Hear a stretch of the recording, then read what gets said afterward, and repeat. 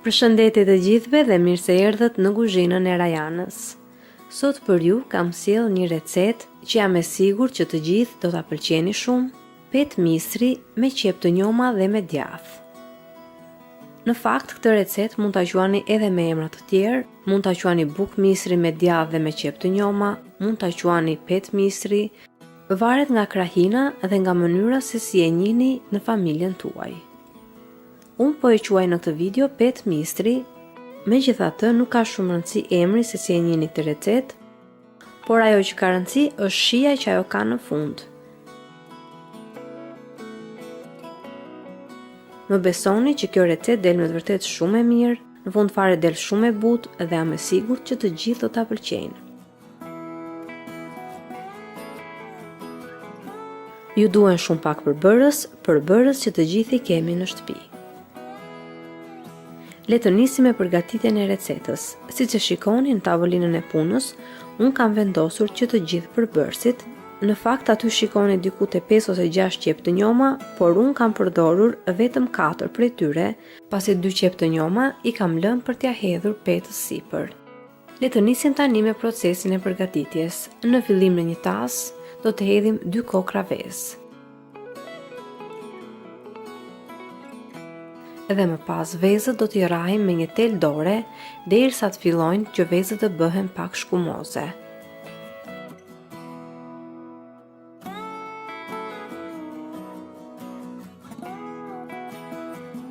Në total do t'i rrahim për rreth 2 ose 3 minuta me telin e dorës. Dhe kur të shikoni që vezët janë shkumuar, tani vezët i keni gati. Në këtë pikë, në tas do të shtojmë edhe një gotë me kos, gota është gotë 180 ml. Gjithashtu do shtojmë edhe një filxhan kafeje me vaj, por filxhani i kafes në këtë rast është filxhan 125 ml. E përziem të gjithë masën me telin e dorës, derisa masa të bëhet e njëtrajtshme, dhe kur masa është bërë një masë homogjene, në tas do shtojmë edhe mielin. Miell në total kam përdorur 1 gotë miell normal dhe 1 gotë miell misri. Po të doni mund të shtoni më shumë miell misri dhe ta paksoni pak sasinë e miellit normal, por mua më pëlqen më shumë në këtë mënyrë. Gota në këtë rast është gotë 180 ml. Nëse këtë petë misri do ta bëni në një tavë më të madhe, atëherë sigurisht që do t'i shtoni edhe përbërësit. Por për tavën time me gjatësi dhe gjerësi 24 cm, këto përbërës janë mjaftueshëm. Gjithashtu në tas do të shtojmë edhe një lugë gjelle me baking powder ose mund të shtoni një lugë çaji me sodë buke. Tek tasi do të shtojmë edhe qepët e njoma. Siç ju thash, unë kam përdorur 4 qep të njoma, të cilat i kam prerë në pjesë të vogla. Gjithashtu do të përdorim edhe 200 gram djathë të bardhë. Unë kam përdorur në total 200 gram djathë, por brenda i kam hedhur vetëm 150 gram, pasi 50 gram djathë e kam lënë për t'ia hedhur petës sipër, siç do ta shikoni edhe në fund procesin. Dhe më pas të gjithë përbërësit i trazoj mirë me telin e dorës ose me një spatull, duke mos e dëmtuar shumë djathin. Dhe ndërkohë që bëjmë këtë punë, do të hapim edhe furrën që të nxehet në 200 gradë Celsius.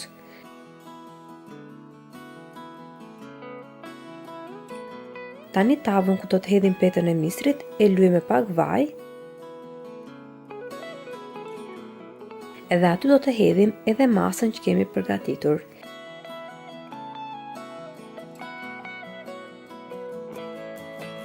E niveloj mirë me një spatull në mënyrë që të ketë një drejtim dhe të jetë e niveluar mirë, dhe më pas e fusim të gjithë tepsin në furrë dhe lëm të piqet për 35 ose 40 minuta në 200 gradë Celsius.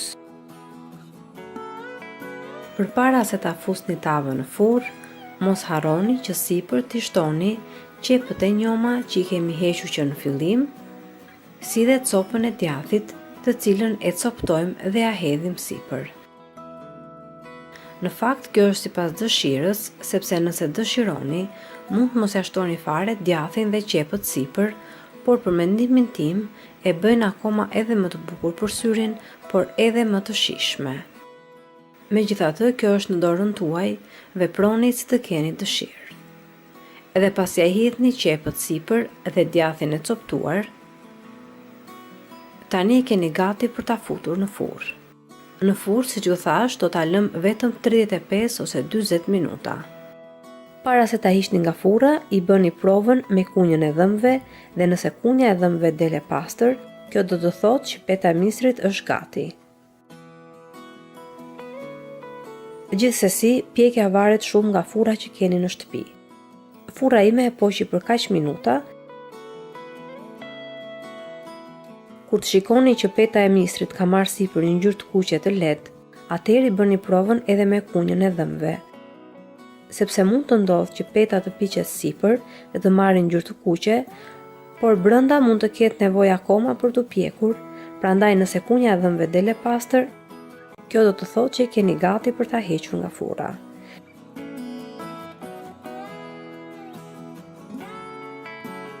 Dhe më pas, petën e misrit e hiqni nga furra dhe e prisni sipas dëshirës që keni.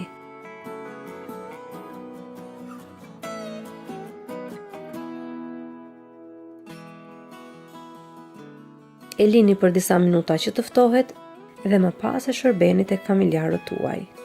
Jam e sigurt që të gjithë do ta pëlqejnë, edhe fëmijët do ta hanë me qejf, del shumë e butë, e shkrifët dhe me një shije shumë të mirë.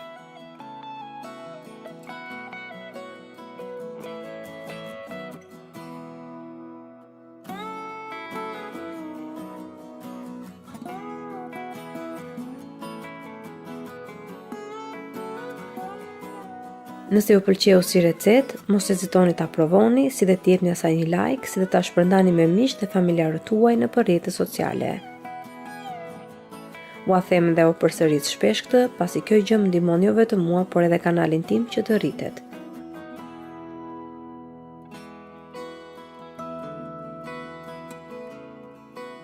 Gjithashtu, mos nguroni të abononi në kanalin tim, si dhe të shtypni zilën e vogël anash kanalit, në mënyrë që të njoftoheni se herë në kanal postohen recetat e reja.